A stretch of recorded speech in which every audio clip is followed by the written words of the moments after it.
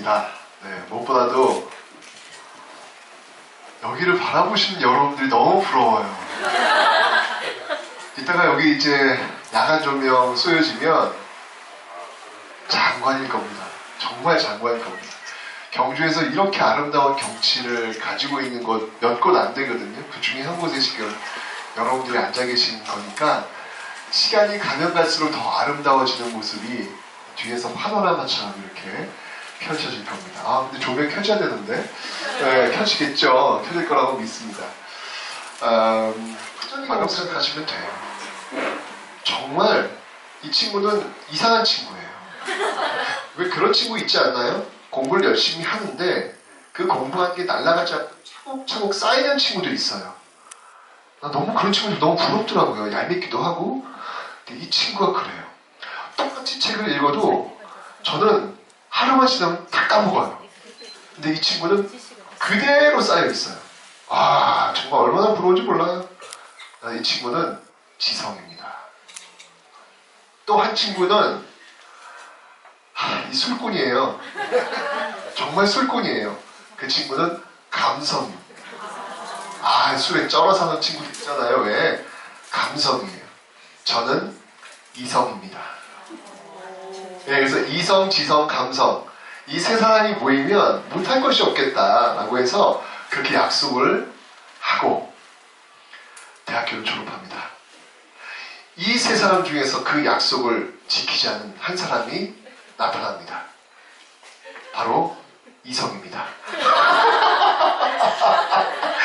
제가 약속을 지키지 못하고 배반자가 된 거예요. 배신자가. 저는 교단으로 가고 이 두 친구가 남아가지고 바로 지금 이 여행 이야기를 지금까지 끌고 있는 거죠. 와, 이 642년은요 정말 고대사의 운명을 쥐고 있는 너무나도 중요한 해였습니다. 이때 과연 고구려, 백제, 신라는 어떤 상황이었는지 642년으로 한번 가보겠습니다. 아마 나중에 2518년이 되면 그 누군가가 우리 2018년도로 한번 가봅시다. 지금의 2518년을 만들었던 2018년으로 한번 가봅시다. 라고 이야기할지도 몰라요. 그죠? 네. 642년으로 한번 가보겠습니다. 자, 이 642년은요, 어떤 해였냐면, 먼저 신라의 입장에서 한번 살펴보도록 하겠습니다. 642년 신라. 정말 위기의 순간이었습니다. 왜였냐면, 신라의 영원한 라이벌이 있죠. 어떤 나라인가요? 백제입니다, 백제. 이 백제의 그 왕이 누구였냐면, 삼천국녀하면 떠오르는 사람이 누구죠? 의자왕. 참, 이 의자왕을 삼천국녀랑 연결시키면 의자왕은 너무 속상할 것 같아요. 삼천국녀를 한 번 알아보지도 않았는데 삼천국녀의 사람들이 정말 너무 속상할 것 같아요. 완전 개뻥 아닙니까, 개뻥. 그 낙하산 가보세요. 3,000명 떨어지지 못해요. 그런데 그 삼천국녀를 그 의자왕을 붙인다고 하는 게 아마 의자왕은 너무 속상할 거예요. 어쨌건 642년 백제를 다스리는 왕이 바로 의자왕이었는데 삼천국녀 의자왕이 아니었어요. 정말 지략이 뛰어난 공격력 왕짱, 신라를 완벽하게 제압하면서 들어오는 그런 시기가 바로 642년의 의자왕이었습니다. 신라로서는 굉장히 위기일 수밖에 없는 거예요. 그 와중에 큰 전투가 하나 있었죠. 이 전투가 뭐예요? 바로 642년 대야성 전투라는 겁니다. 이 대야성 전투, 이 대야성이 어떤 곳이냐면 지금 경남 합천 지역인데요. 부여에서 합천까지 그리고 합천에서 경주까지 거의 반반에 이르는 거리. 굉장히 전략적 요충지라고 볼 수 있습니다. 그런데 이 대야성 전투에서 신라가 쫓아나갑니다. 근데 중요한 건 뭐냐면 이 대야성을 지키고 있는 사람이 누구였냐는 거예요. 이 대야성을 지키고 있는 사람이 바로 김춘추, 태종 무열왕 아시죠? 그 김춘추의 사위였습니다. 김춘추의 사위가 이 대야성을 지키고 있었는데 딸도 거기 있었어요.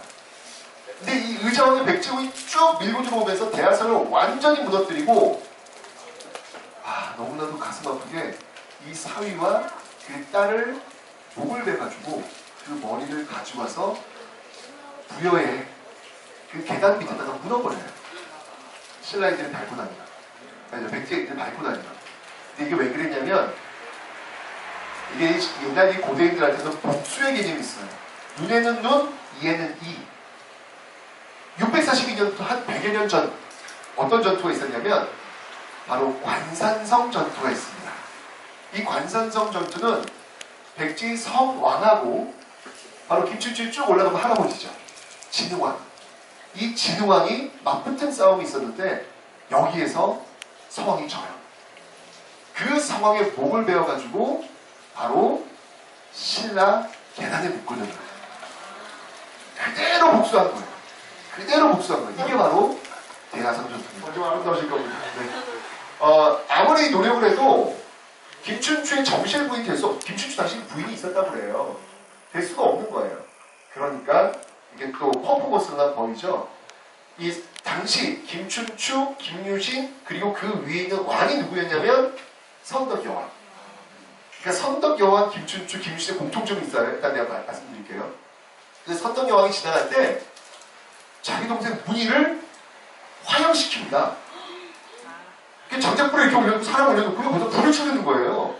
막 연기 피우면서. 그래서 선동이 지나가다가 저건 무슨 연기니? 했더니 지금 김유신이 자신의 동생 문희를 불태워 죽이려고 하고 있습니다. 라는 소식을 딱 던지는 거죠. 그래서 선동이 깜짝 놀라서 이게 말이 된단 말이냐? 왜 그런단 말이냐? 딱 들어봤더니 김춘추와 정이 통했고 부부 얘기를 하는 거예요. 그때 선덕여왕이 결혼하게 해라. 그러면 되겠냐? 사람을 그대로 죽이면 말이 되겠냐? 라고 해서 결혼을 하는 거지. 이건 모르면 뭐냐면 정실 부인이 될 수 없는 문희를 선덕여왕이 왕이 오케이 사인해가지고 정실 부인이 되도록 만들어 놓는 하나의 퍼포먼스라고 볼 수 있는 거예요. 이렇게 해서 김춘추 집안과 김유신 집안이 연결이 되는 것이죠. 근데 어쨌건 김춘추 집안도 살짝 지금 빠지는 집안이고요. 김유신은 더 빠지는 집안이고 당시 선덕여왕은 여자예요. 여자가 무슨 왕을 해? 그 당시에. 여자가 무슨 왕을 해? 그 당시도 다 이해가 안 되는 거 무슨 여자가 왕을 해? 귀족들이랑 불만이 너무 많았어요. 무슨 여자 딸이가 왕이야? 불만 많았고요. 중국 당나라에서도 당시 당태종이었죠. 당태종이 헐 여자가 왕을 해? 웃긴다야. 그때 왜 그런 얘기 있잖아요. 모란꽃 이 술을 놓은 걸 이렇게 선덕여왕한테 보냈는데 선덕여왕이 그걸 받고 하나도 좋아하지 않습니다. 왜? 모란꽃은 있는데 그 모란꽃이 향기가 나지 않기 때문에 나비가 이곳에 없다. 이것은 바로 나를 조롱하는 것이다. 라고 할 정도로 당시 또 뭐라고 하냐면 선덕여왕 갈아치우고 당나라 귀족을 왕위에 앉혀라 라는 이야기까지 하는 거예요. 이렇게 멸시하고 있는 선덕여왕 굉장히 힘들다는 얘기죠. 이 세 사람이 똘똘 뭉치게 되는 그 해가 바로 642년이라고 보시면 되는 거예요. 자, 이거 어떻게 본다면 신라의 어떤 비주류라고 볼 수 있는 어떤 이 세 사람들인데 642년 이렇게 이 대하성 전투에서 큰 패배를 당하게 되니까 그때 김춘추가 정말 정신적 충격이 어마어마했대요. 너무 사랑했던 딸인데 그 딸이 못 베어 죽었다 라고 해가지고 이 김춘추가 이렇게 기둥에 이렇게 서 있으면요 그 앞에 사람이 지나가도 몰랐대요. 그러니까 어린 빠져있는 그런 상황이죠. 그러니까 김춘추 나름대로 반드시 복수를 해야 되겠다라고 하는 마음이 있었던 듯해요. 있잖아요. 충주 지역이죠. 이 지역을 돌려주면 우리가 너희들 구해주겠다라는 이야기를 합니다. 아니 근데 그게 말이 되냐고요.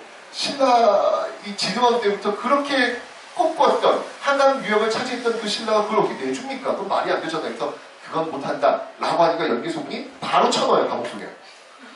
그러니까 바로 깜빡한 거예요. 그러니까 까막스에 막 고민을 하다가 이걸 어떻게 타개할까? 이걸 어떻게 해결할까? 근데 사실 이제 이 김춘추가 떠날 때 김유신이 얘기했거든요. 떠난 다음에 60일 만에 돌아오지 않으면 군대 풀겠다. 김유신이 지키고 있겠다. 염려하지 말고 나를 믿어라. 그런 얘기를 하고 있는 상황이었거든요. 근데 돌아오지 않는 거예요. 그래서 이제 이 김유신 부대가 움직이기 시작을 하죠. 그리고 김춘추도 고민을 한 거예요. 돌아가야 하는데 어떻게 되지? 고민하다가 다시 연개소를 만나요. 만나서 이렇게 얘기합니다. 그러면 그러니까 외교적 수사라는 게 있어요. 외교적 수사. 뭐라고 이제 여기서부터 얘기하냐면 내가 신하기 때문에 아직 왕은 아니잖아요. 선덕여왕은 왕이 있으니까 내가 아직 신하기 때문에 내가 신라에 돌아가서 돌려주라고 청하겠다 라는 이야기를 해요. 사실은 앞에 했던 말하고 지금 말이 다른 말이 아니에요.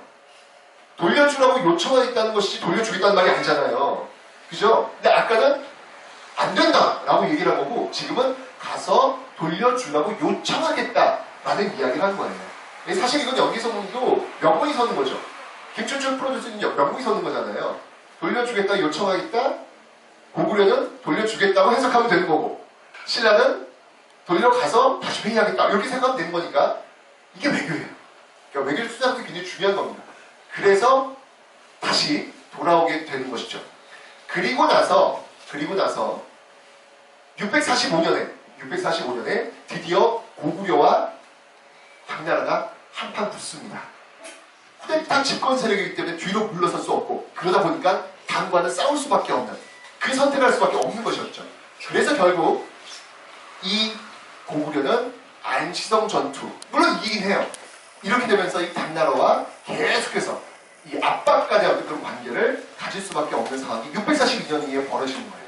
반면에 신라 같은 경우에는요. 아까 선덕여왕, 김춘추, 김유신 어찌 보면 비주류 세력이라고 할 수 있잖아요. 선택의 폭이 있어서 굉장히 유연해요. 게다가 선덕여왕, 여자란 말이죠. 이 여자는 왕이 돼서는 안 된다라고 해서 난까지 벌어집니다. 이게 바로 비담의 난이라는 거예요. 그때 선덕여왕이 죽게 되잖아요. 그럼에도 불구하고 이 비담의 난 진압을 하고 이제 그 뒤에 나온 게 진덕여왕입니다. 그죠? 신라 같은 경우에는 쿠데타 세력을 진압하고 정권을 유지하고 있는 정통성이 있는 정부였고 고구려 같은 경우에는 쿠데타를 통해서 정권을 장악한 사실 정통성이 좀 많이 부족한 그런 모습. 그러니까 정책면에서 유연성이 좀 많이 떨어지게 되는 거예요. 고구려와 이 신라에 비해서. 신라는 철저하게 생존을 위해서라면 누구랑 손잡을 수 있다라는 판단이 드는 것이죠. 그래서 645년 안시성 전투에서 당나라가 패하는 걸 보고 당나라의 약점이 뭔지 아는 거예요. 이게 나라가 크다고 해서 군대가 많다고 해서 늘 좋은 게 아니에요. 왜냐면 그 많은 군대가 이동하면 그 많은 군대를 먹여 살릴 보급선이 필요할 거 아니에요. 이 안시성 전투에서 그 보급선이 끊겨버리니까 결국 고구려한테 졌잖아요. 신라가 당의 약점을 아는 것이죠.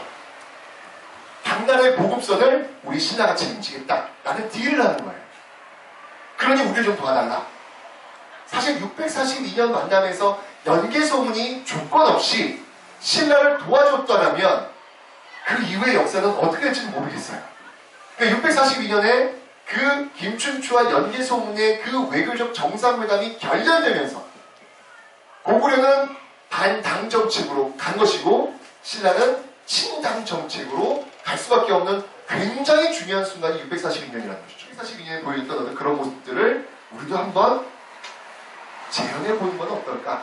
라는 어떤 그런 생각이 들었습니다. 워낙 외교적인 치열한 이때에 한번 642년을 전후한 고구려 백제 신라의 모습을 바로 이 신라 왕릉 앞에서 여러분들과 한번 이야기를 나눠봤습니다. 감사합니다. 네, 잘 들으셨습니까? 네. 다 아는 내용인데도 최 선생님이 얘기를 하면 조금 더 설득력이 있는 게 왜 그런 거죠? 네, 그 642년부터 648년까지 벌어졌던 이 상황들이 결국 660년부터 676년을 만들어내게 되는 거죠. 그런 것들을 생각해보면 외교라고 하는 것이 어떤 방향, 어떤 목적, 그리고 그 분열의 양상들이 어떤 식으로 결과가 나올지를 아마 짐작해 볼 수 있기 때문에 지금의 눈앞에 보여지는 이런 기회들을 우리가 어떻게 진짜 소중하게 활용을 해야 될지라는 생각들을 해보게 됐습니다. 자, 다시 한번 그 흥미로운 고대사에 특강을 해주신 최태 선생님께 박수 한번. 감사합니다. 네, 지금